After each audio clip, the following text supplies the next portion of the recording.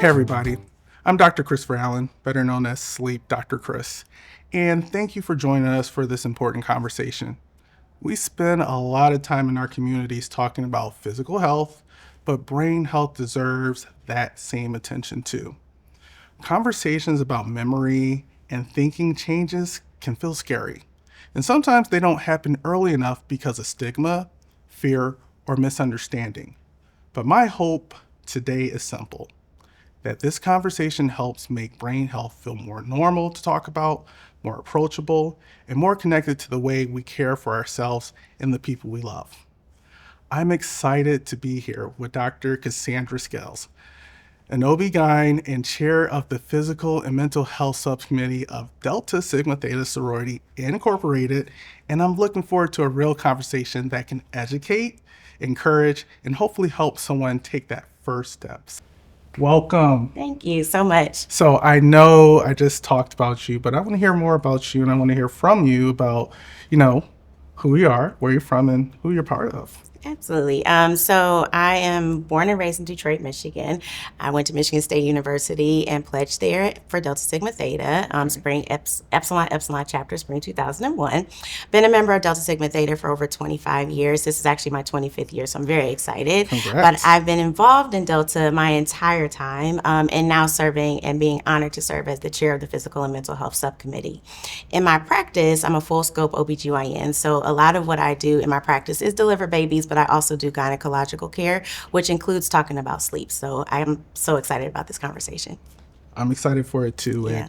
and keep that legacy going. Oh my gosh. Now, I know that you're a part of that organization, but can you tell me about the community that you serve? Sure. Professionally, and then also through Delta. Yeah, absolutely. So one of the things why I joined Delta Sigma Theta in the first place was about our community service and our ability to really try to impact our communities on the local level, on a real kind of deep conversations that we want to have with them.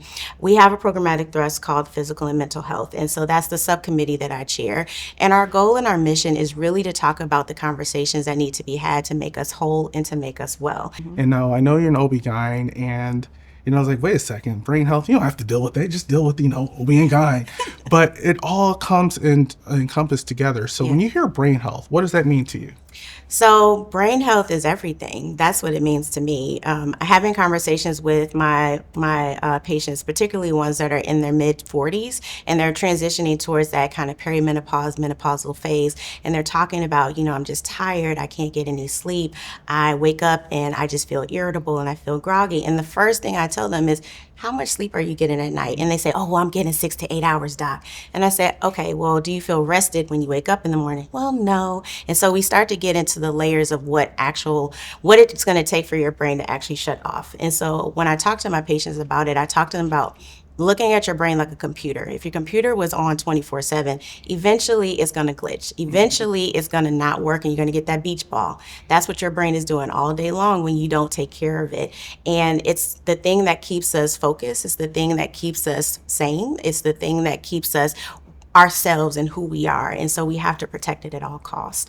And that's something that we need to do more as a community. With Alzheimer's, why do you think it's really hard to talk about it within the community and your patients? So I think it's hard to talk about it because we don't really talk about our health in general. So when we're thinking about our health and what impact is having on our own personal being, it's not easy for us to be vulnerable in that way, to talk about it to somebody else. So if you are a person that may be having short-term memory loss, or you're having issues where I used to remember stuff, but now I'm not remembering anymore, do you feel embarrassed because you don't want to admit that there's some weakness there, particularly for women?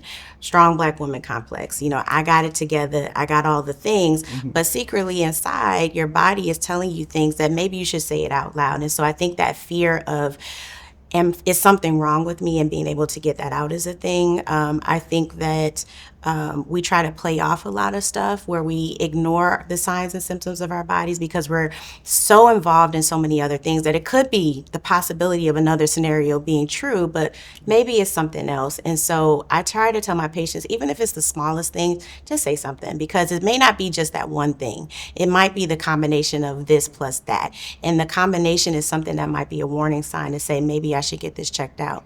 I think the other part of it is the loss of autonomy. So once you have the diagnosis, or maybe there might be some early signs of that, is that going to mean that I'm going to have some type of disability that will change my life forever?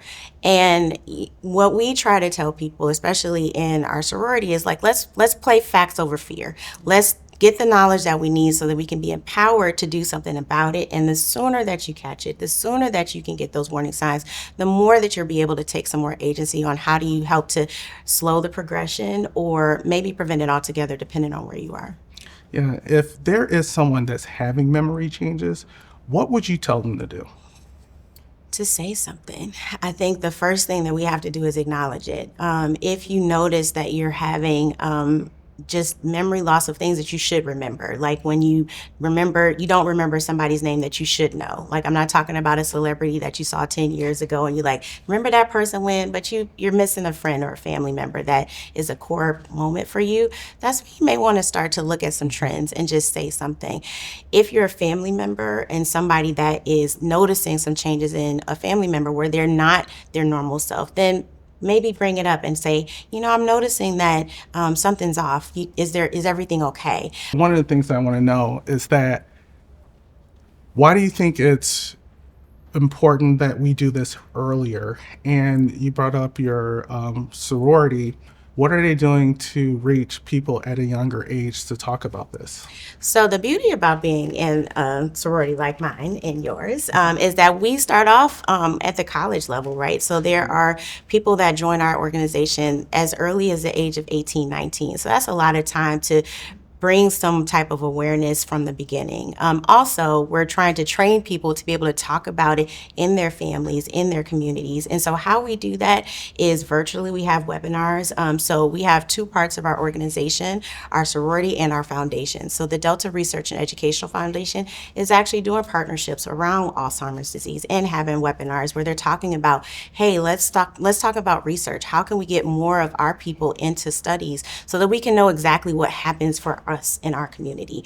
We're doing that on the sorority level where we're preparing toolkits. Like, what are some things about if you have somebody that requires caregiving, what does that look like? How do you actually be a caregiver for somebody with dementia? Or what are some of the warning signs that you need to be looking for? And we put that in a way that they can then translate that to their chapter level, to do a community fair, to do local partnerships, etc. Because the more that we have people out there that look like us talking about that conversation, I think it makes it a bit easier to say, okay, this might be something that might be worth me looking into.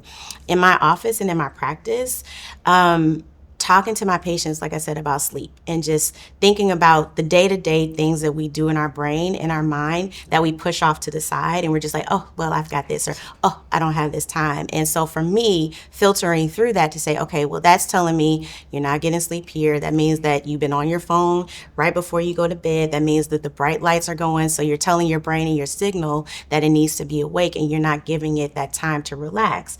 And just giving them that sense of like, oh, you're right. The habits that I'm establishing now are not necessarily going to be healthy for me now, but also in the future. Yeah. What does a safe space look like when you're talking about it in your practice? So a safe space looks like in my practice, just one-on-one, right? Like that closed door means that door is closed to anybody else that's outside. So whether that be just me and you having a conversation or me and a family member and you all, and we're having a team conversation, whatever we talk about is your space, it's your opportunity. Having a good relationship, I think, with your physician is very important because you have to feel comfortable to be vulnerable. If you don't feel comfortable to be vulnerable, you're going to walk out that door with questions that could have had answers if you felt that you could trust that person. And so I would say the first thing is to just make sure you have somebody that you feel comfortable enough to say something about. When you're in the appointments, it's very anxiety provoking, right? Like I recognize that. I have to level set the fact that when I walk into the office, you may have been waiting for this appointment for months. And so now you're like, here's my moment, and then you freeze. So one suggestion that I have to patients is to write it down. Like before you get there, there's a bunch of things that you probably walked into that room with wanted to have answers for, but maybe you forget, or maybe we get lost in a conversation about something else. And then you walk out and you're like, oh, there was like 2 more things I wanted to ask. So what you should do is actually just write it down. Use your phone or write it on a piece of paper and just take it out. So you make sure that when you walk out the door, you got everything that you needed to get answered.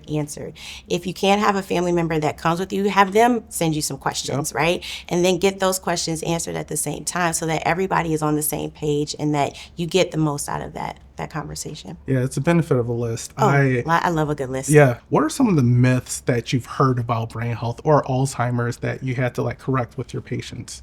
So I think the biggest thing that I've heard about it is just feeling like you're gonna lose all of your autonomy and that you can't live a full life, and that's not necessarily true. There are stages of Alzheimer's disease where you can have that happen, right? That progression that can go there. But if you catch it early enough, we can talk about how do we get that quality of life for you. What are your wishes? What are the things that you would want to have happen for you now? And then if the disease progresses to that phase where you do lose some of your autonomy, and so I think the worst case scenario is what people think about the most. And so that fear is what drives people to not want to know.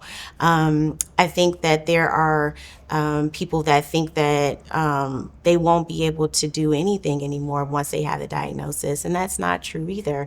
There's a lot of things that you still can do and thrive even with early signs of dementia. You just have to have tools and techniques to be able to check yourself and to figure out what are some of the things I need to make sure I have people around me for, because at the end of the day, we want you to be safe. First of all, I got to give props to that because it is helpful with me being a neurologist. Just hearing that and just all those initiatives and the partnerships that you have, it definitely warms my heart. What do you think that you guys could do more? It's easy to talk about things to the others. So it's always good to say, you should do this or you should do that. But how do I do that? And what are some of the things that I need to do for my own health? And so part of what we're working on is doing a duality there where we're saying, let's take care of us as well, because we have to be examples of what healthy resilience looks like. We can't go out to a community and say, you need to do these things, and we're not doing it for ourselves.